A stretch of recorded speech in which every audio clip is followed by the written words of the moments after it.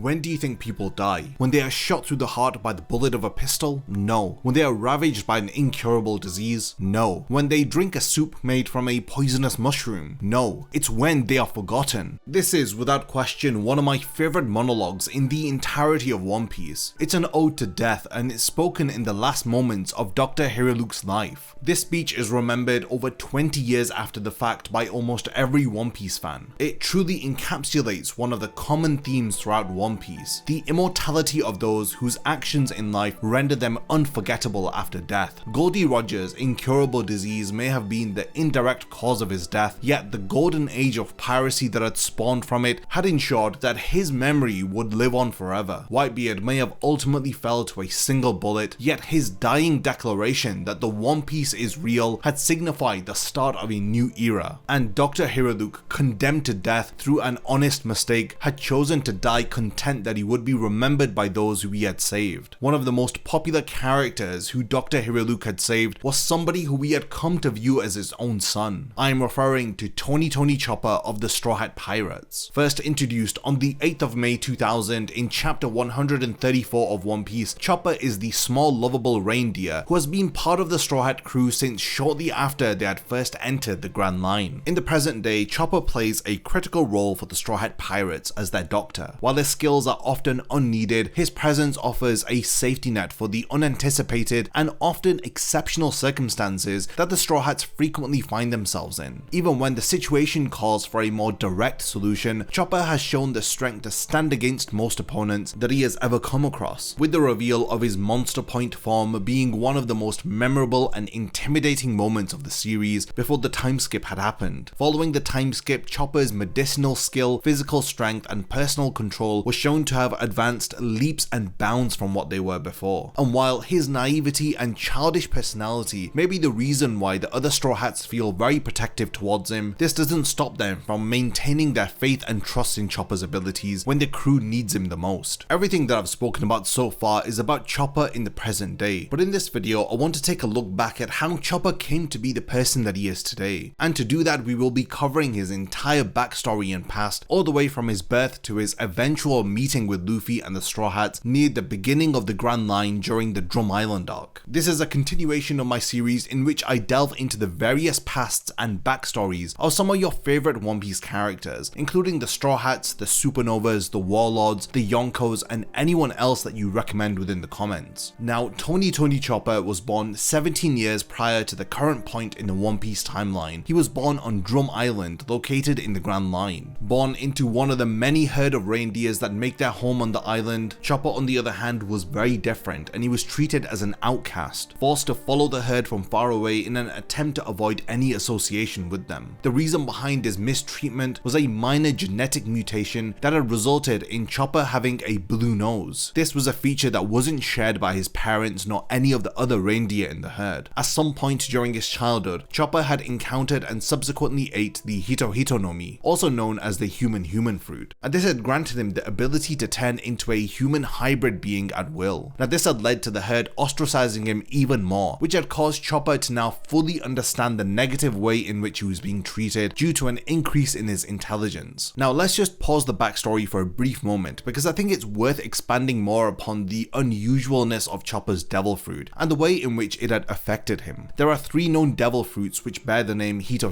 no Mi. The first is the one that Chopper had eaten. The second, the Hito no Mi model Daibutsu, which was consumed by the former Marine Fleet Commander Sengoku the Buddha. And the third that we are aware of, the Hito no Mi model Nika, which of course was eaten by none other than Monkey D. Luffy. It seems unusual that the other 2 Hito no Mi devil fruits both happen to be mythical Zoan fruits, while Chopper's is only regarded as a regular Zoan devil fruit. This is especially the case given that Chopper's devil fruit gives him access to multiple different forms, something which no other standard Zoan devil fruit has been shown to be capable of doing outside of awakenings. While this may have initially only been due to the rumble balls that he had developed, his subsequent ability to perform these transformations on command is definitely noteworthy. Additionally, it raises an interesting question of what Chopper's devil fruit would have done had it been consumed by a human, given that its base ability seems to be granting the user with a more humanoid form and an increase in intelligence. I would love to know all of your theories regarding Chopper's unique devil fruit situation in the comments down below, as this this may be a topic that I revisit in a separate standalone video in the future. Now, returning to Chopper's backstory, his attempts at independence had initially proved extremely unsuccessful. Believing that his now human hybrid form would evoke some level of kinship with the humans of Drum Island, Chopper had entered the nearby town and had attempted to communicate with the population. This had proved to be disastrous, as the townspeople were terrified of Chopper's form, and then mistaked him for a yeti, even attempting to chase down, shoot, and kill the young reindeer. Chopper fled back into the forest, wounded and distraught at the realization that there was nowhere he belonged, because he was too human to be accepted by the reindeer, and he was too reindeer to be accepted by the humans. Eventually, he was rescued from both his injuries and his heartbreak by the eccentric Dr. Hiriluk, who upon seeing the injured creature took him in. He was the one who had given Chopper his name, accepting him into his life as both a friend and assistant, who had helped the doctor in his medical endeavors around the island. Although his methods and actions were of dubious medical value, Hiriluk managed to become Chopper's role model, cementing the young reindeer's intention to emulate the doctor in both his actions and his profession as a doctor. The two slowly developed a father-son relationship with each other, with Dr. Hiriluk teaching Chopper his philosophy on life, that all diseases can be cured. This belief had stemmed from the doctor's early life, where he was diagnosed with a supposedly fatal illness, only to miraculously be cured. He believed that he was cured by a serene vision of a grove of cherry trees which he had experienced on an island located somewhere in West Blue. This experience had formed his outlook on the possibility of all diseases being curable. It had also led to him returning to the island that he was born on, Drum Island. He aimed to cure what he believed to be a severe ailment, the frozen hearts of the citizens who were being oppressed by King Wapol's rule. After teaching Chopper this belief, he had also spoken of his unwavering faith in the Jolly Roger, which he had viewed as a symbol of vitality and of strength against impossible odds, aligning nicely with his view on diseases. Deciding to live their lives on their own terms, the dynamic doctor duo would travel house to house around the island, administering often unwanted cures with extreme side effects to the citizens. This action went in direct opposition to the laws implemented by King Wapol, which had banned the operations of any doctors not directly sanctioned by him personally. Also, because I'm struggling to find any justification for it, we'll just ignore the manga-only scene where Hiriluk shoots and presumably kills the wife of one of his patients. Over time, Hiriluk had began to notice his health declining, and eventually had come to the conclusion that the fatal illness which had plagued him in his younger years had returned. Not wanting Chopper to have to suffer the pain of watching his father figure slowly die, Hiriluk began to exclude Chopper from his life. Now, this was only effective until Chopper had learnt of Hiriluk's fate, and he had vowed to find a cure for his mentor. Chopper had recalled a time in which he had overheard a couple of villagers talking about a certain type of mushroom which was supposedly able to heal every type of illness. Chopper then stole Dr. Hiriluk's favorite medical book in order to find this miracle mushroom. After many hours of research, he had finally found the cure that he was looking for, an amyudake. It was a special kind of mushroom, but it was labeled with a skull and crossbones prominently next to it in the medical book. Because of Dr. Hiriluk's praise of the Jolly Roger as a symbol of hope, vitality, and battling against impossible odds, Chopper had misunderstood the meaning of the skull and crossbones in the medical book, which obviously means that the mushroom is poisonous. Chopper had ventured out to find this mushroom, which only grows on top of a treacherous cliff in a secluded part of the island that can only be accessed through an arduous and dangerous journey. Chopper sustained multiple injuries on this trip, and the most serious of which had occurred when he was forced to cross the territory of his old herd which he had abandoned. While most of the herd was willing to accept Chopper's presence, albeit with some disgust and scorn, the leader of the herd on the other hand was a vicious older male whose forehead was covered in scars from combat. He had wanted to kill Chopper for returning after the herd had cast him out. The elder reindeer had attacked Chopper in a rage, forcing him to retaliate, but Chopper's determination to retrieve the mushroom and to save his mentor had fueled his strength, allowing him to gain the upper hand in the conflict and to knock the leader aside. Believing that he had won the fight with his show of strength, Chopper was ambushed by the leader, who had attacked him from behind, wounding him greatly. Resuming their fierce fight, a struggling Chopper once again gained control of the fight and thankfully was able to defeat the leader, thus allowing him to proceed onwards to claim the amyudake. His injuries by this point were severe, having barely emerged from his journey alive. Chopper had struggled back to his mentor with a broken left antler, dragging a badly broken left leg and covered in many bruises and bloodied wounds. With the doctor's help, Chopper had managed to make a complete recovery, though it had pained Hiriluk greatly to see the extent to which which Chopper had suffered on his behalf. Overwhelmed with gratitude from the lengths that his son had gone to in order to give him a chance of survival, Hiriluk had eaten the Amiyodake mushroom, fully aware that doing so would end his life. It wasn't until later on that Chopper had come to learn about his mistake, when Dr. Hiriluk's friend Dr. Kureha would reveal that he had in fact given Hiriluk a fatal dose of poison. Dr. Kureha reaffirms that she's telling the truth, and that while Chopper's intentions may have been pure, it doesn't make up for his lack of medical skill when it comes to saving others' lives. Chopper, now accepting that he was the cause of Dr. Hiriluk's death, becomes inconsolable, and he is immediately rushed to Drum Castle after Kureha assumed that he was planning to die there. This had turned out to be true, as King Wapol had deceived Dr. Hiriluk into believing that the Ishi-20, his contingent of personal doctors and the only other doctors on the island, had all fallen gravely ill. Understanding that this could prove disastrous for Drum Island, Hiriluk intended to cure the doctors, only for it to be revealed that the entire situation had been fabricated in order to lure Hiriluk out and to eliminate him. Realizing that his death was at hand, Dr. Hiriluk had made his legendary speech on the meaning of death, before declaring that he had a wonderful life and he had thanked Chopper for always being there for him. In order to prevent his death from being at Chopper's hands, Hiriluk had committed suicide by blowing himself up with a failed potion. Chopper, having just arrived to save him, was so distraught over the doctor's death that when he had heard King Wapol making fun of him, he had gone berserk and he had charged at the king with a great roar. Chopper was intercepted by Dalton, one of the royal guards, and it is revealed that he was the only one to feel sympathy over Hiriluk's death, and he had shown distaste for the cruelty that Wapol had displayed. Recognizing that Chopper was the son that Hiriluk mentioned in his dying monologue, Dalton tells Chopper that he apologizes for those who had mocked Hiriluk's death, but that if Chopper could not beat him, then he stands no chance at defeating Wapol. This apology had brought Chopper back to his senses as he retreats from the castle. He had then sought out Dr. Kureha and he tearfully begged her to take him on as an apprentice and to teach him to become a great doctor. Thankfully, this aligns with Hiriluk's final wish for Kureha, where he had asked her to take Chopper in. He had then spent the next 6 years with her as she had taught him everything that she knows. Chopper had put all of his effort into his studies, aiming to one day become a doctor as great as his mentor. As his abilities developed, Chopper eventually created the Rumble Ball, which could modify the wavelengths in a Zoan Devil Fruit's transformation ability, granting him 4 extra forms. During one of his experiments where he had consumed 3 Rumble Balls at once, he had inadvertently transformed into an uncontrollable monstrous form, devoid of the intelligence that he had gained since first consuming his Devil Fruit. In this state, he went on a rampage and he nearly wiped out an entire village, but fortunately no lives were lost during this incident. He later awoke to find himself in one of Dr. Kureha's hospital beds, not having any recollection of what had happened after he had eaten the Rumble Balls. After a lecture from Kureha, Chopper had come to understand the danger that this new form had posed to those around him, and he had promised to never unleash this monstrous form again. Shortly before the main One Piece timeline, Drum Island would be attacked by the Blackbeard pirates, which had forced Wapol and his forces to flee the island. In light of their abandonment, Chopper and Kureha had taken up residence in Drum Castle, occasionally coming down from the mountain to seek out anyone in need of medical treatment. This routine would continue until the day in which a young man would ascend the mountain, carrying the bodies of his 2 ill friends on his back. From there, Chopper's life would change drastically, starting with the liberation of Drum Island and the young reindeer joining the Straw Hat Pirates on a journey across the Grand Line and the New World, encountering warlords, admirals, yonkos, and all manner of foes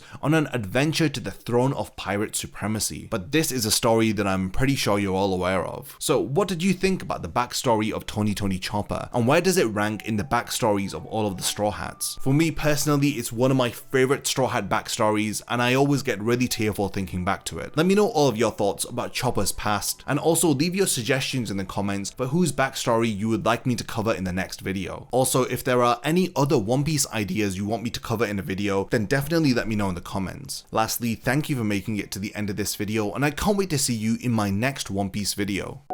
If you enjoy my content, then you can support my channel through Patreon for as little as $1 a month, or even through YouTube by becoming a channel member. You will gain access to exclusive channel perks and a Discord server which I frequently use. So become a member of my Zero Division and be the first to know about my upcoming videos. And once again, thank you for sticking around till the end of the video, and whatever you contribute will mean a lot to me.